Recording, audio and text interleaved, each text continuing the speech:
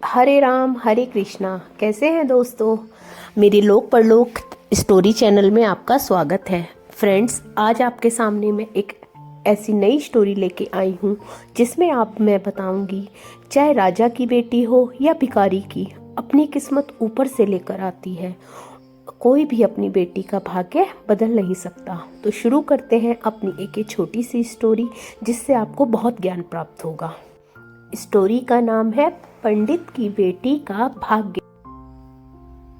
एक गांव में पंडित जी रहा करते थे। पंडित जी आसपास में बहुत प्रसिद्ध थे और बहुत रईस भी थे। पंडित जी का परिवार ज़्यादा बड़ा नहीं था। पंडित अपनी पत्नी के साथ बहुत बड़े घर में अकेले रहते थे, क्योंकि पंडित जी का कोई बेटा ही नहीं था। सिर्फ एक बेटी थी जिसका विवाह उन्होंने पास के गांव में एक श्रीमंत के लड़के से कर दिया था। और शादी करने से पहले पंडित जी ने अपने दामाद की बहुत अच्छे से जांच पड़ताल कर ली थी और अपनी बेटी का भविष्य भी ठीक से पढ़ा था। तब जाकर पंडित जी ने अपने बेटे की शादी की थी। लेकिन चंद सालों में ही पंडित जी का दामाद बुरी आदतों में फंस गया। जुआ शराब की लत लग गई, जिससे वह सड़क पर आ गया। अपनी बेटी की दुर्दशा देखकर पंडितानी काफी दुखी रहती थी और अक्सर पंडित जी को मदद करने के लिए कहती थी। लेकिन पंडित जी हमेशा बीवी को यह कहकर मदद करने के लिए मना कर देते थे, अभी कुछ समय तक उनका बुरा वक्त चलना है, हम चाहे कितनी कोशिश कर ले उनके नसीब में नहीं है, वह उन्हें नहीं मिल पाएगा। पंडित ऐसी बातों से पत्नी काफी दुखी हो जाया करती थी और मन ही मन सोचती थी, कैसा स्वार्थी पिता है, अपने बेटी को कष्ट में देखकर भी उसकी मदद करने के लिए मना करता रहता है और कभी भी मदद नहीं करता है अपनी बेटी की। आखिर भगवान ने जो इतना सारा धन धान्य दिया है, इसका हम करेंगे क्या? हमें कोई औलाद भी नहीं है, ले देकर एक बेटी है, उसके लिए नहीं कुछ करेंगे तो किसके लिए करेंगे? पंडित जी ऐसा नहीं सोचते थे। ऐसा नहीं है पंडित अपनी पुत्री से प्रेम नहीं करते थे, लेकिन पुत्री की कुंडली अच्छे से पढ़ी थी और वह पहले से ही जानते थे कि वह चाहे किसी भी लड़के से शादी करती, उसकी किस्मत में ऐसे ही लिखा होता। इसलिए पंडित जी फिक्र नहीं करते थे। लेकिन उसके जीवन में यह समय आने वाला ही था और बिना इसे भुगते उसे छुटकारा नहीं मिलने वाला था।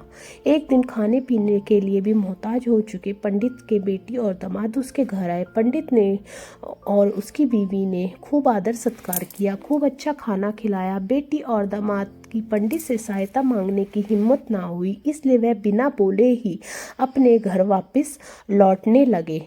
पंडितानी ने सोचा, माँ तो माँ ही होती है।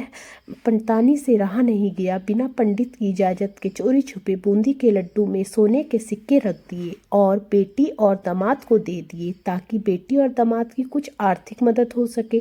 पंडितानी यह भी जान गई थी कि बेटी दामाद शर्म के मारे उनसे मदद नहीं मांग रहे हैं, इसलिए उसने बेटी और दामाद को लड्डुओं में जो सिक्के छुपाए थे उसके बारे में कुछ भी नहीं बताया, क्योंकि अगर बता देती तो शायद ना लेते। जाहिर सी बात है, जब वो लोग घर पर जाकर लड्डू खाएंगे उन्हें सोने के सिक्के मिल जाएंगे। इस तरह बिना मांगे ही उनकी मदद हो जाएगी। यह सोचकर पंडिताई बेटी की मदद करने के लिए मन ही मन खुश होने लगी। पंडित के दामाद और बेटी दोनों का आशीर्वाद लेकर अपने घर की तरफ रवाना हो गए। उन दिनों गाड़ियाँ तो होती नहीं थी, घोड़ा गाड़ी या बैलगाड़ियाँ चलती थी। बैलगाड़ी जिसके पीछे बैल लगे रहते हैं, उसी पर बैठकर अपने घर जाना होता था।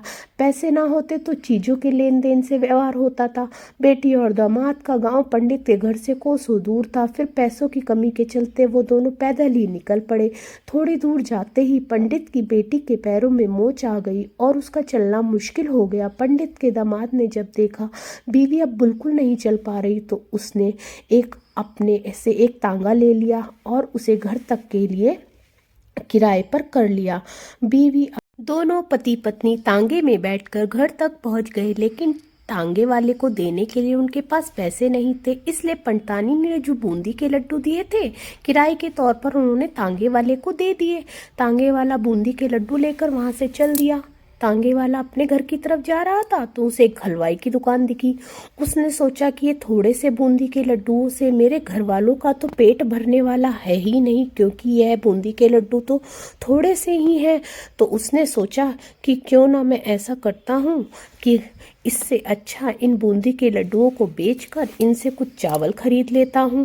तांगे वाले ने बूंदी के लड्डू हलवाई को बेच दिए। वह हलवाई रहता था उसी गांव में। एक आदमी ने अपने घर में पूजा रखी। उसी पंडित को उस पूजा के लिए बुलवाया। पूजा में लगने वाले प्रसाद के लिए बूंदी हलवाई के यहाँ से बूंदी के लड्डू मंगवाए थे। हलवाई ने वही बूंदी के लड्डू दे दिए जो उसे तांगे वाले ने बेचे थे। हलवाई ने उस आदमी को तांगे वाले से खरीदे हुए लड्डू पहले से दिए ताकि वे खराब ना हो जाएं, क्योंकि वह नहीं जानता था लड्डू कब बने हैं। पूजा खत्म होने पर दक्षिणा और बूंदी के लड्डू लेकर जब पंडित अपने घर आया और खाना खाने बैठा तो प्रसाद में बूंदी के लड्डू खाते हुए उसमें सोने का सिक्का निकला। इस घटना को देखकर पंडितानी की आंखों से आंसू बहने लगे।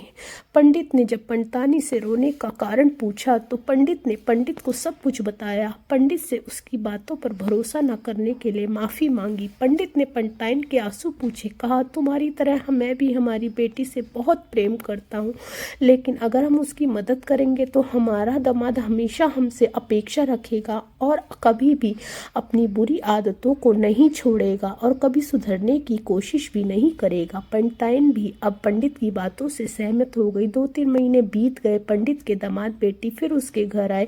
इस बार उनकी स्थिति पहले से बेहतर थी, क्योंकि पिछली बार खाली हाथ जाने के बाद दामाद ने नया काम शुरू करा था और अपनी सारी बुरी आदतें छोड़ दी थी। दोस्तों, नसीब में लिखा नहीं बदलता। यह कहानी आपको कैसी लगी?